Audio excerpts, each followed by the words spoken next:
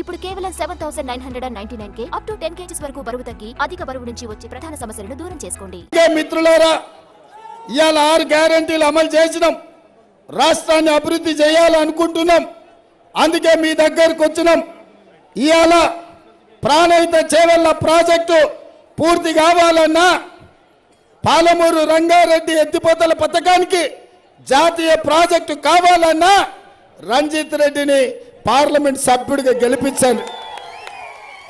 ఇవాళ మెట్రో రైలు నాగోల్ నుంచి ఎల్బీ నగర్ నుంచి చాంద్రాయనగుట్ట నుంచి ఇంటర్నేషనల్ ఎయిర్పోర్ట్ కందుకూరుకు మెట్రో రావాలంటే రంజిత్ రెడ్డికి ఓటేసి గెలిపించండి. అదే విధంగా వికారాబాద్లో పుట్టి నేరేడ్చర్లలో ముగుస్తున్న మూసీ నది ఇవాళ మురికి కూపంగా మారింది. అది సుందరమైన నదిగా నిరంతరం నీళ్లు ఉండాలి, అభివృద్ధి జరగాలి అంటే కేంద్రంతో నిధులు తెచ్చుకోవాలి.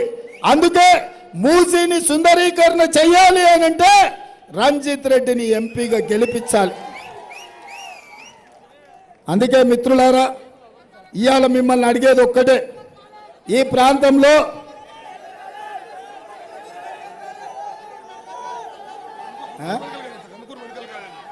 కందుకూరులో మెడికల్ కాలేజ్ తప్పకుండా ఆయన ఎందుకేం, అది నేనే వేస్తే ఎవరిని అడగాల్సిన పనిలే. రంజిత్ రెడ్డిని గెలిపించిన వారం రోజుల్లో వచ్చి టెంకాయ కొడతా నేనే వచ్చి, ఎవరిని అడగాల్సిన పని లేదు. మీరేమంతనే చాలు, మీ మెడికల్ కాలేజ్ కందుకూరులు ఏనికే గెలిపియండి, మెజార్టీ ఇవ్వండి, మీకు మెడికల్ కాలేజ్ ఇచ్చే బాధ్యత నాది. అందుకే మిత్రులారా, ఇవాళ నేను అడిగేది ఒకటే, దురదృష్టవశాత్తు మన అసెంబ్లీ ఎన్నికల్లో లక్ష్మణ గెలవలే. లక్ష్మణ గెలిచినుంటే ఇవాళ మీ సమస్యలు తీరేది. సబితక్కని గెలిపించారు. మొన్న నేను ఏదో అన్నాని మా అక్కకు చాలా బాధ అయింది. కానీ ఇప్పుడు కూడా నేను మళ్ళీ చెప్తున్నా, సబితక్క నువ్వు బీఆర్ఎస్లు ఉన్నావు, బీఆర్ఎస్ను గెలిపించాలని నువ్వు ఓటు అడిగితే మేము తప్పు పట్టం. కానీ బీఆర్ఎస్ కాదు బీజేపీకి ఓటేయమని చెప్తున్నావు, నీకు న్యాయమా అని నేను అడుగుతున్నా.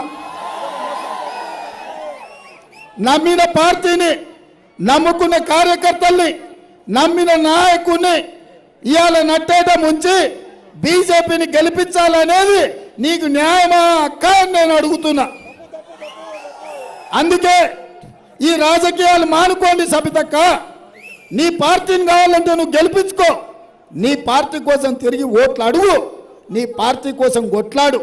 కానీ నీ కోసం కొట్లాడి, నీ కోసం జెండా మోసి నిన్ను గెలిపించిన బీఆర్ఎస్ వాళ్ళని మోసం చేసి బీజేపీ వాళ్ళని గెలిపించాలనడం నీకు న్యాయమా, నీకు ఇది తగునా అని నేను అడుగుతున్నా.